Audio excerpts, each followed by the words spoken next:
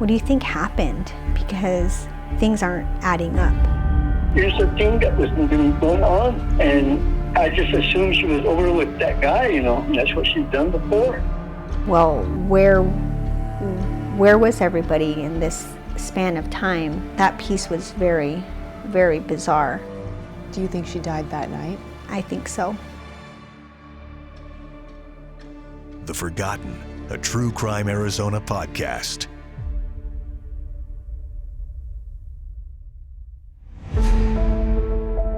Long before her disappearance, Edison Sorrell told her siblings about this guy she met. When did she meet Edison? Do you remember? So she met Edison. She had been home for a while. She had gone to college a couple of years and then came home to take care of my parents. And she used to work in the Chinle School District. So she worked as a resource secretary in the schools there, and then it was around that time that she met Edison. And he had lived in Navajo, New Mexico at the time, and so they had known each other for a while. They used to do a lot of fishing. He'd go out and hunt and was really outdoorsy. Edison's sister, Briana, met him on an outdoor fishing trip, but it wasn't all roses and butterflies to her. Did you like him? No. He was very macho, and I did not like that about him, and I sensed that with him the first couple of times that I met him. Briana was in college when her sister and Edison decided to get married because their family was about to grow. She had become pregnant with Tiffany at that time. That was the purpose of them getting married. The couple would go on to have 2 boys after Tiffany, making their family of 5 complete. As the kids started to get older, Briana sensed trouble in paradise, and it seemed her intuitions were right. He didn't really care about her feelings or didn't do anything special for her. And she was really loving in that way, so I don't think he reciprocated that with her. And so she started to feel, from our conversations, a little lonely. And just really unhappy. Do you believe that's what led to her having an affair? Yeah. And they had had a traditional wedding, a Navajo wedding. And so my older brother had talked to her and told her, because of the way that they were brought together in that union, culturally she would have to go and explain to my parents what was happening and what she had wanted to do. And so she told my parents. Yeah. She announced that she wanted a divorce. Her affair was known among their family. They all wanted her to be happy and supported the divorce. Briana thought it would be a good thing for everyone. And then, Edison disappeared. For days after she went missing, Briana would call her sister's home, hoping by some miracle she'd show back up and answer the phone, the comfort of her voice on the other line.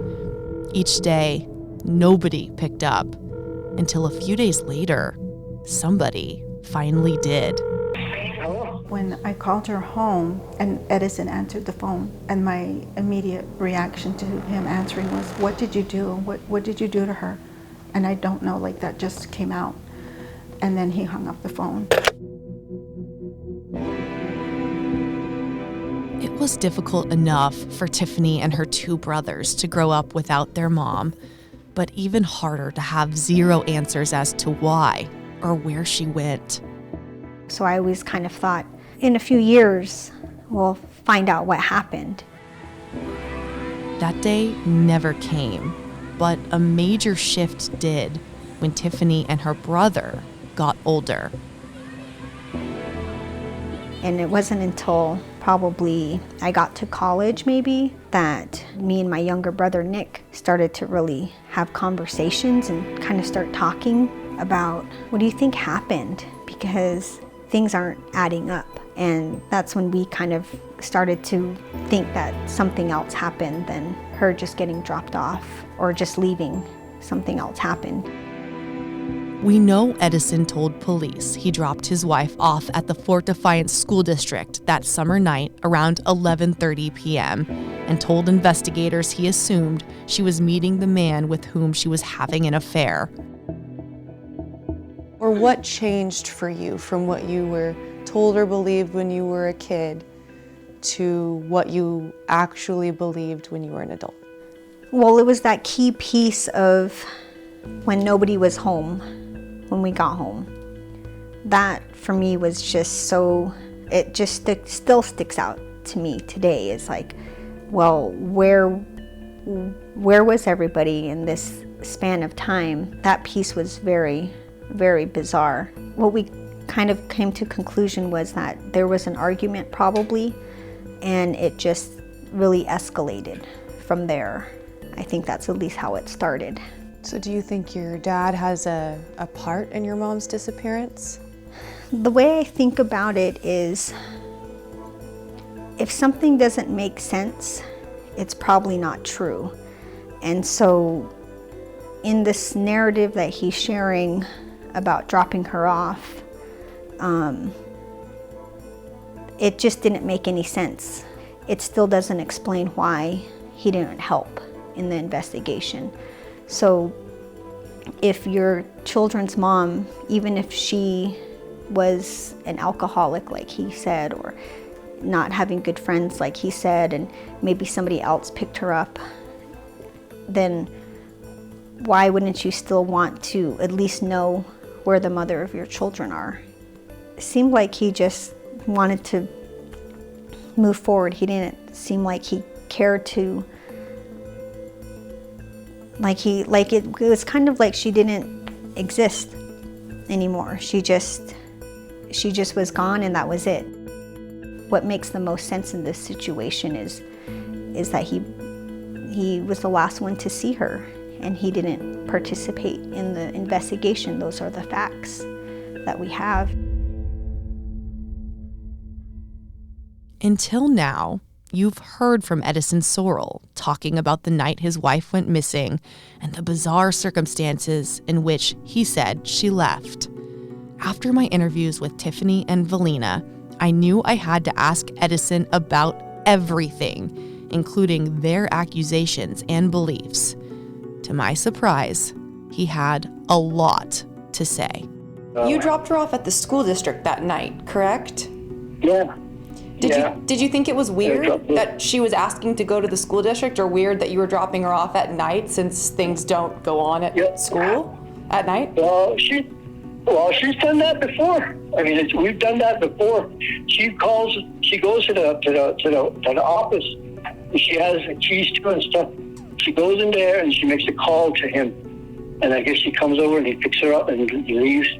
And I mean, she's done that before. This was an ongoing thing for a whole year, and she was leaving for months at a time, wanting to come back, and she comes back.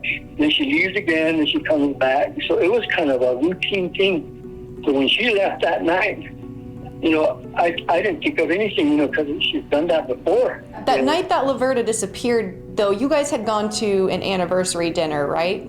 Yeah, we went and ate that night, and we came back. And I guess, I don't know if she had made plans with that guy to meet up with him somewhere or whatever. And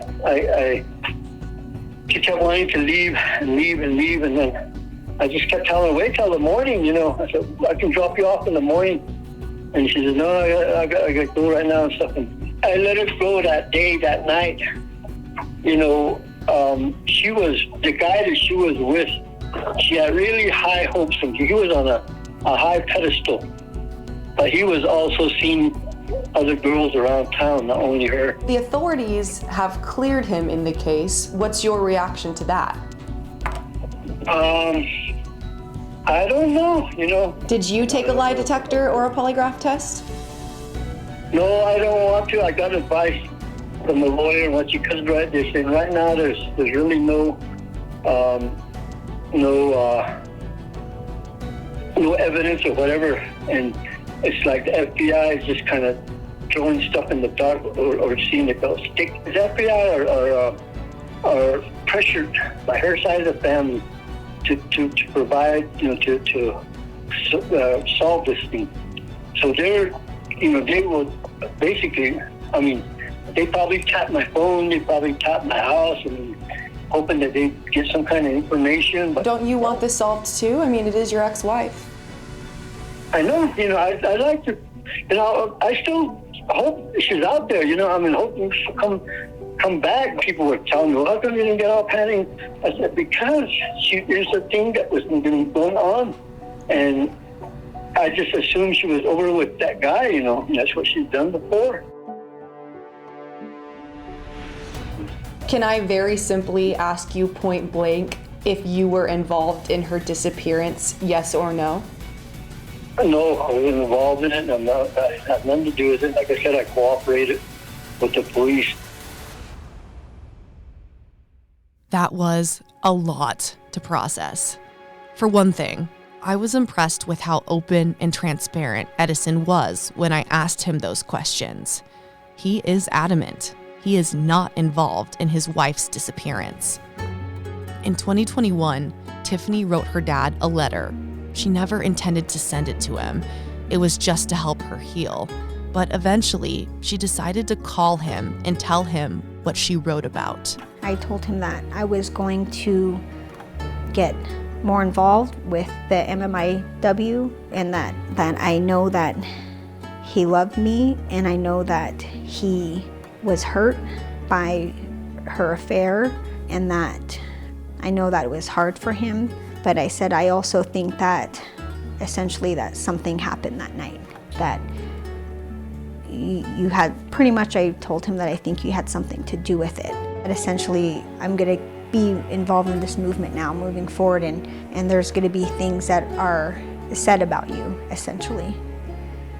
And I just wanted you to know that I'm going to be doing that. After that, he did send me a text message saying that this is goodbye with all the things that you said to me, and I'll let my family know that they don't have to contact you if something happens to me. And that's what he texted me. And so I just kind of thought, okay, well, I guess this is going to be a broken relationship. So it is complicated, but I do still see him at family events, and I'm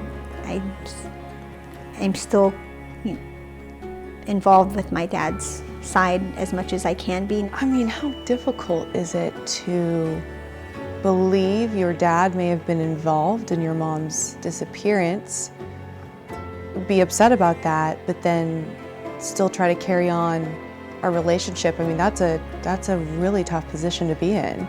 Well, I feel like karma happens. That, to be honest, I feel like he is kind of struggling right now. He has a couple of younger children still, even though he's over 65, and I know that he is really struggling to continue to pay bills and things like that, and this is a time that at this age I feel like you're supposed to be retired and enjoying life, and he's just been working, and I feel like it's kind of karma comes back around, and to be honest, it doesn't seem like he's all that happy. I mean, how happy can you be when essentially you don't have a very good relationship with your kids? Is it hard for you to know that your own daughter believes you were involved? I mean, she was pretty emotional talking about it with me. Well, it's up to her. She's gotten together with that family over there, and I'm pretty sure they told her a lot of stuff, and she was here, and she knows I was here that night when she left. I don't care about my kids. I still love them. I don't care, what they say or what they do. If they feel that way, that's fine. I still care about them. They're still welcome here into my home. In 2023, Tiffany and Valina are firm in what they believe, even if it's heartbreaking. Do you think your mom is alive now? I don't think she would go this long without reaching out to her family, her children. There's no way that she would be alive and not be here in some capacity. I don't think that she's with us. Do you think she died that night? I think so. What do you believe happened to your sister? I think she was murdered. Do you think your sister's case will be solved?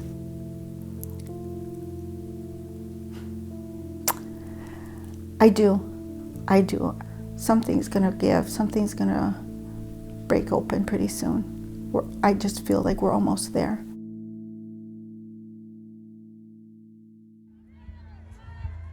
Jamie Yazzie case is finally getting the attention it deserves, but not without hardship still facing her family every single day. Jamie Yazzie went missing in 2019. Her body was found in 2021, and yet years later, her family is still fighting for the one thing that means the most. You still don't have Jamie's remains. No. What have you been told on that? That's the best evidence they had to convicting him. And that they need it through the whole case? Yes. I mean, that's not normal. It doesn't feel normal. Jamie's sons have asked their grandmother when they can have a funeral. So how long is it gonna take? How long are they gonna hold on to Mom? She needs to be put to rest. Just one day after our documentary aired on CBS 5, officials finally took the Yazzie family to show them the area where Jamie's body was found. It's something they had been asking for a year and a half. It's at least progress. Jamie's dad is holding on as long as he can, trying to make it to the final chapter in this horrible saga. Now they're telling me my heart, my kidney, my liver, and my lungs are giving up. So, but I'm just hanging in there to seek justice for my daughter. But you want to stay alive long enough to see justice. Yeah. That's yes.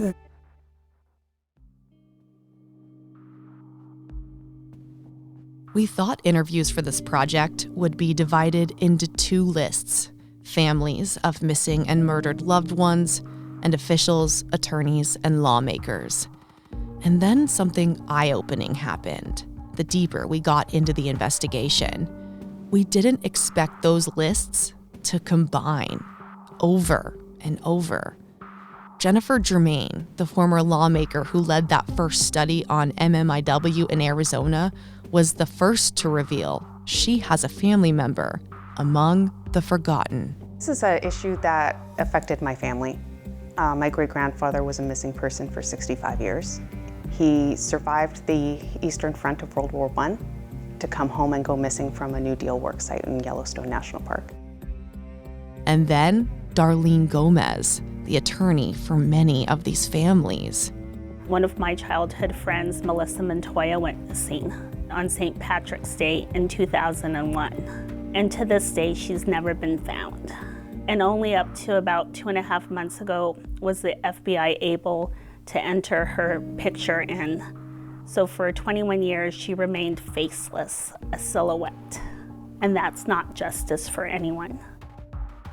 Then the Navajo Nation police chief himself, Daryl Noon, visibly affected by what he was about to tell us. I didn't really talk about this until recently, but my grandmother, her brother is missing. She's 95, going on 96 in March. She's gonna leave this place never knowing what happened. It's tough. I'm just watching her go through it. We know you know who you're looking for. This is Elizabeth. The reality is, this crisis isn't one that affects a few. It affects thousands, and likely people you know too. What these families saw in the media didn't reflect their own parallel situations. It's something Marilyn James, Jamie Yazzie's aunt, has thought about for years, but never wanted to believe. This girl right here, this is what matters. That is it. Anything else It comes second to this. Once Gabby went missing, Gabby Petito went missing, it really did open my eyes. Like, it is skin color. We're pushed aside because of our skin color. We're just, put last because of our skin color. Law enforcement came together to find her. They found her within a week, and they went from Florida to Utah, and I didn't hear anything about jurisdiction. I didn't hear anything about, oh no, we can't look through that. We can't go through all these states and, all this jurisdiction that we have to jump over. There was no excuses at that time. And there's all these law enforcement that came together to find her. Why not for Jamie? This is something they are no longer willing to accept. I think if we stop fighting, I'm going to let them tell you a little bit about Jamie. That's when and this is my niece, Jamie's just going to be another statistic, and that's not what I want. I want to make changes in her name. I want what happened to her to have a purpose. That we are seeking justice for We're not going to stay silent. We're just going to keep moving forward. Now, they've found their voice. No longer will they be forgotten.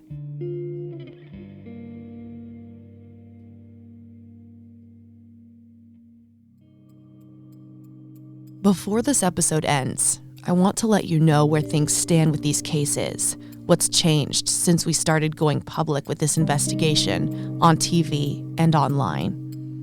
Edison Sorrell's case is still an open investigation with the FBI and remains unsolved.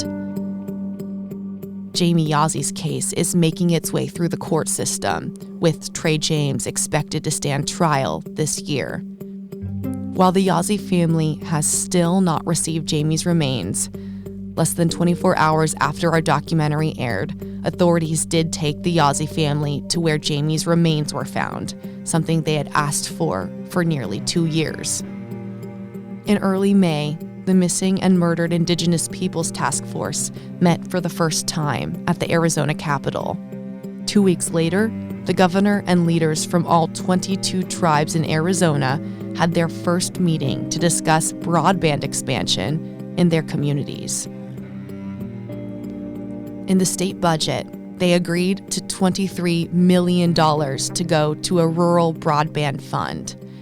And in June, the federal government announced $993 million, nearly $1 billion, will go to Arizona to deploy technology that will expand high-speed internet to millions across the state, including to our tribes.